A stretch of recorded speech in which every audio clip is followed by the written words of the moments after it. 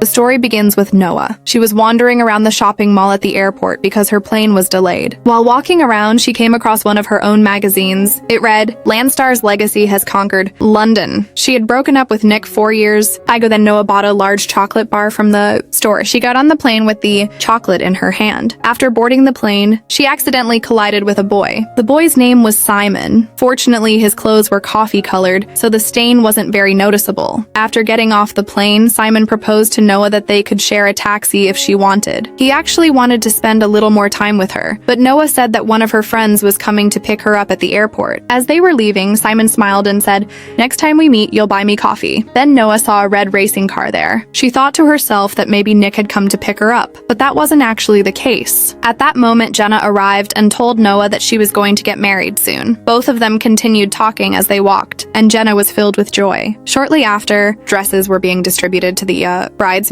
But Noah didn't like her dress because it looked completely different from the rest. So she asked Jenna if she was hiding something from her, but the wedding topic moved on from there. Noah again asked, "Do you want to make me the maid of honor? Then who will be the best man?" Then Jenna smiled and said, "Do you know who our best man is?" This made Noah upset. She said, "I don't want to kiss Nick anymore." "Nothing like that will happen," Jenna said and left. Noah noticed that the pre-wedding festivities had begun and everyone came dressed in white. Jenna had left a white dress for her too. She got ready and came downstairs. At that moment, there was an entry in that direction in a new, dashing look. The heroine was completely shocked to see him, and the poor girl trembled inside when she saw Nick hiding behind the wall. Then at the party, Jenna introduced Noah to her uncle. They started talking, but Noah couldn't concentrate properly because she was so nervous about seeing her ex. Still, she told Jenna's uncle about her work experience and life story. At that time, Nick came from behind and greeted Jenna's uncle, but ignored Noah as if he didn't know her, which made her feel very uncomfortable. Then Nick's dashing look was shown again, but he walked past Noah as if he didn't even recognize her. Finally, the wedding preparations began. Everyone was heading to the resort for the wedding. Everyone got into their cars as usual, and Noah was asked to go with Nick. But Noah didn't want that at all. Still having no other choice, she had to get into Nick's car. The atmosphere was uncomfortable from the beginning, very tense and strange. Nick played some music to pass the time. There was no conversation between the two. Then they arrived at the resort. There, Noah and Nick had to stay close to each other as maid of honor and best man. That night, there was a dinner party. The wedding was planned in such a way that it kept Noah and Nick together the entire time. Many people were surprised to see blue roses there and said, "I've never seen a blue rose before." Actually, in the second part, Nick wanted to propose to Noah with a blue rose, but Noah wasn't home at that time. Meanwhile, Jeremy secretly drank his mother's wine during dinner. Noah then wanted to tell Nick something, but Nick completely ignored her and started talking to Luca. He talked about his workshop and various events from his life. After a while, Luca noticed that Nick had a tattoo on his hand that said, "You are mine." Nick said he had made many mistakes in his youth just for fun. Luca laughed and said, "I did the same," then showed off tattoos with the names of his previous girlfriends. Everyone was filled with joy on the wedding day. When the ceremony began, the priest spoke a few words. Tears welled up in Lion's eyes, and he said to Jenna, "I take you to be my wife. I will always be by your side in happiness and sorrow." Jenna replied the same way. After this romantic moment, they kissed each other, and Jenna threw away the bouquet of flowers, which Noah caught. Nick then asked Lion, "Where are you taking Jenna on your honeymoon?" Lion smiled and said, "We will go to an island. I'll fulfill some fantasies under a fountain there." Nick laughed heartily at his words, but exaggerated a bit. Jenna's father got angry and said, "Show some respect for my daughter." Nick jokingly replied, "That's not possible. The water from the fountain is so strong that people get injured." Then the newlyweds started dancing. After a while, their friends also joined in. Nick tried not to think about Noah, and Noah also tried to be happy at her friend's wedding, but Jenna wanted the old distance between them to disappear. So she forced Nick and Noah to drink together and said, "Smile a little because both Jenna and Lion want Nick and Noah to get back together." There, slowly Noah and Nick began their first real conversation. Gradually, the evening turned into night, and they went into the bedroom, where Noah and Nick grew very close to each other. They shared a romantic moment, and the 4-year gap between them seemed to disappear in an instant. They spent that night together, filled with love and memories of the past. When they woke up the next morning, Nick didn't talk to Noah. He quietly got dressed and wanted to leave. Noah thought their relationship might finally be back on track, but in reality, nothing like that happened. Then Noah said in a sorrowful voice, "I saw your writing on your grandfather's grave. It was written there, 'You will always be the light in my darkness.'" Hearing this, Nick said in a cold voice that maybe the writing had already been been washed away by the rain. Noah didn't tell him that the writing hadn't been erased yet, but Nick said arrogantly, "Do you know what I still see when I close my eyes? When I close my eyes, I see you." And that boy, his name was Michael. It was because of that boy that Nick and Noah's relationship broke up. When Nick was about to leave, Noah told him to turn off the light. Hearing this, Nick stopped and asked, "Do you sleep with the light on now?" Noah smiled softly and said, "No, I don't sleep with the light on anymore. I've been able to let go of all my old habits and all my old fears." The next morning, Noah went to her university to collect her degree certificate. After that, she started doing various jobs, sometimes delivery, sometimes sun tracking, sometimes camera work, and sometimes firefighting. On the other hand, Michael was talking to his boss. The boss asked, "How long have you been working in the mental health department?" In reality, Michael was hiding a big secret from his boss. While working at the university, he had gone on a room date with a girl. That girl was none other than Noah, and that's what his boss found out. So the boss didn't want to keep him at work anymore. You might wonder how his boss knew about it. In fact, Nick himself told the boss everything. The next day, Noah had a job interview. When she got there, she saw her new boss fixing a robot. She was surprised when the man turned around. "That's Simon," Noah said with a smile. "You look very familiar." Simon replied with a grin. "Yes, we met once on a plane, and another time in a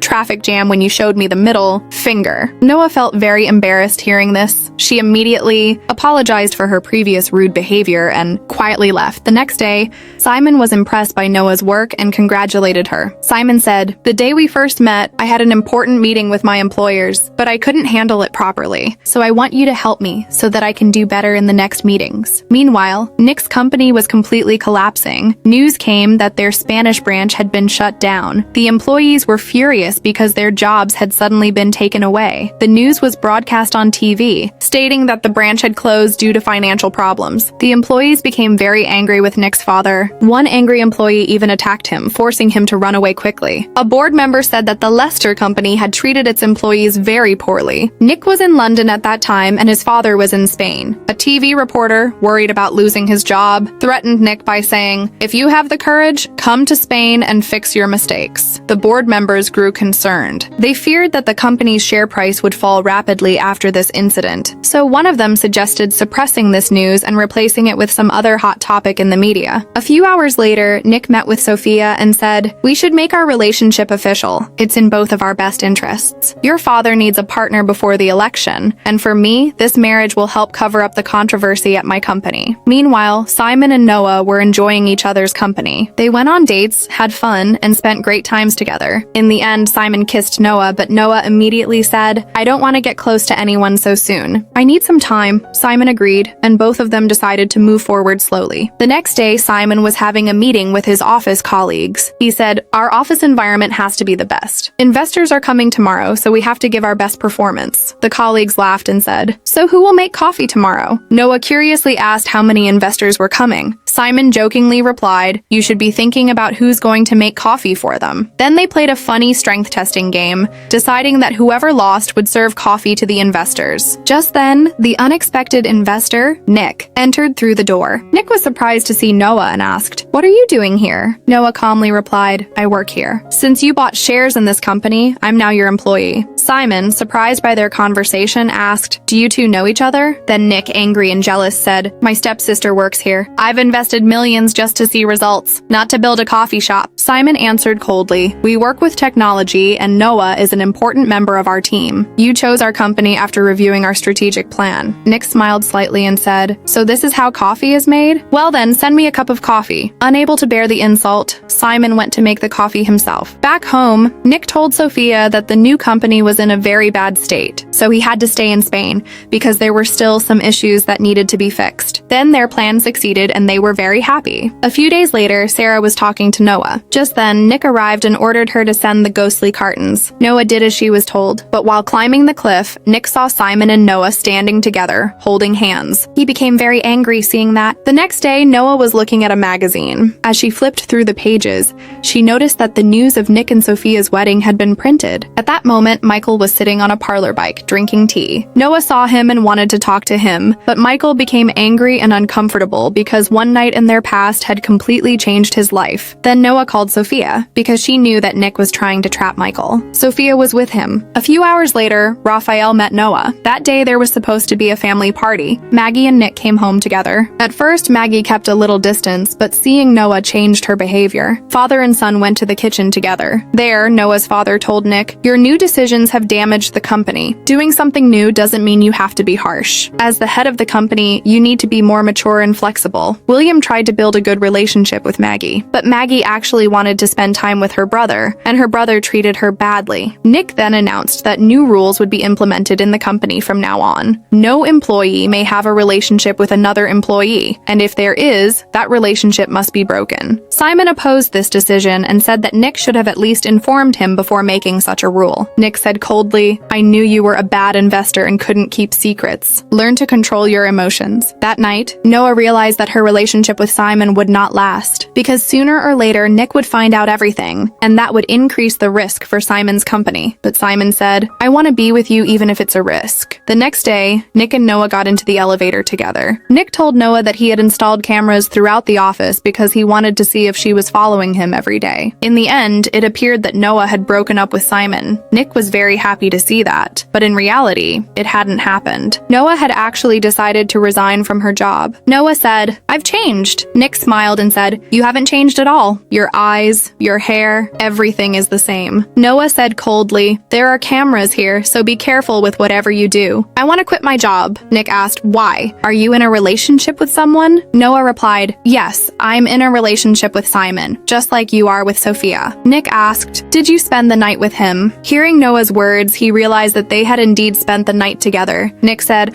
"I know you don't love Simon." Then an argument broke out between them. Noah said, "Sometimes even hungry people lose their prey," and then left from there. Maggie was getting ready to go back to her mother's house after the holidays. Maggie said, "Where's Nick?" "Nick will take me." But Nick couldn't come because he was busy. After that, Maggie stayed with Noah. Later, Nick came to Maggie and apologized. Just then, Nick's mother, Annabelle, came to meet him. Annabelle said, "Talk to me for 5 minutes. I'm handing over the responsibility for Maggie to her father. I have a terminal illness and have been battling it for the past 4 years. I'll be undergoing an arm surgery soon. So from now on, Maggie will stay with you. Maybe this seems unfair to you and maybe you hate me, but I want you to take care of Maggie. At least for my sake." Annabelle hugged her daughter and said, "From now on, you will stay with your brother." Noah was with them through this entire moment. As Noah was leaving, Nick stopped her and said, "At least we can be together tonight." After that, they spent a very intimate time together. Their closeness and passion drove them both crazy. The next morning, Nick woke up and found that Noah was no longer there. He kept searching for her, but Maggie came and said, "Noah is gone." On the other hand, Noah was sitting in the car, crying. Suddenly, she noticed bloodstains on her shirt. She quickly went to the doctor. After asking several questions, the doctor said, "You're pregnant and there's a light blood clot in your uterus. You're now about 16 weeks pregnant." Noah was shocked. She didn't want to become a mother now. To be on the safe side, the doctor advised her to get an ultrasound done. Just then, Michael was passing by the office. He discovered the truth after seeing Noah's name on the report. Noah's pregnancy ultrasound revealed that she was going to have a baby boy. Michael tried to find the positive side of the situation and said, "You can stay in my guest room for now. Your mother will start trouble once she finds out." A few days later, Michael meets Sophia and learns some important information. Nick and Noah are half-siblings, and Nick's child has been conceived in Noah's womb. This happened on his wedding night. Michael warned Sophia that if anyone finds out about this, everything will be ruined. Both Nick's company and her father's political career will collapse. He advises that they should hide in the hospital for a while. Everyone attends a party at the company. Sophia tells Noah that she has solved Michael's problem, but hints that something could become dangerous if Nick finds out. Noah realizes that Sophia already knows her secret. Later, Noah goes to the bathroom. Simon sees Sophia and invites her to dance. Just then, Nick takes the opportunity to approach Noah and kisses her. Nick says,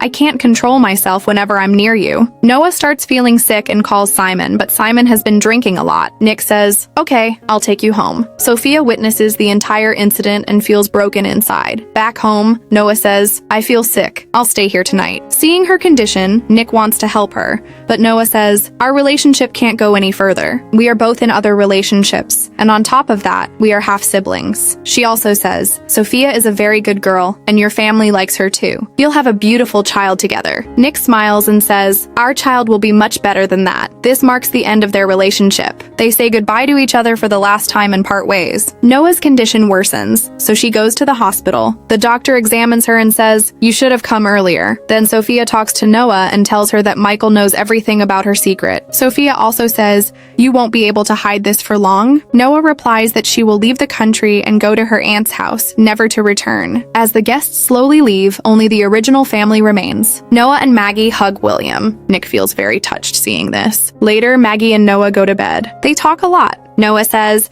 "Sleeping here feels like sleeping inside an oyster. It never feels lonely here." Then she laughs and says, "This house is yours from now on. When I return, we'll live in this house together." Both of them fall asleep peacefully. Later, Noah returns to Simon's house. Simon asks how everything went in the end. Noah says, "Nick's heart softened a little after what happened." Then she adds, "I came to give you important news." The scene shifts. Now we see Sophia and Nick. Sophia knows her father's election will be held soon, and to strengthen his position, he has bought a news channel. Nick says he will sell his London flat and settle in Spain. That means he now wants to end his relationship with Sophia. Sophia becomes angry and says, "You always blame others. You never hugged your father because of your ego. You couldn't even meet your mother for the last time, and you could never forgive Noah, the person you love the most, because you always thought your ego would break. That's why you lost everyone. Now you should deal with your internal problems so you don't ruin other people's lives, especially Noah's." Even though Sophia is in pain, she understands how important Noah is in Nick's life. She also says, "You should go back to Noah now, because if you need anyone the most right now, it's her." Nick gets emotional hearing this and asks Sophia, "Why are you doing this?" Sophia can't say anything. Nick thanks her and leaves. Before leaving, he notices that his father, William, has developed a very good relationship with Maggie, which makes him happy. Then Nick calls Simon. Simon knows that Nick is leaving Spain and moving to London. Nick says, "I'll fix my company." He wants to rehire the employees of his insurance company who lost their jobs,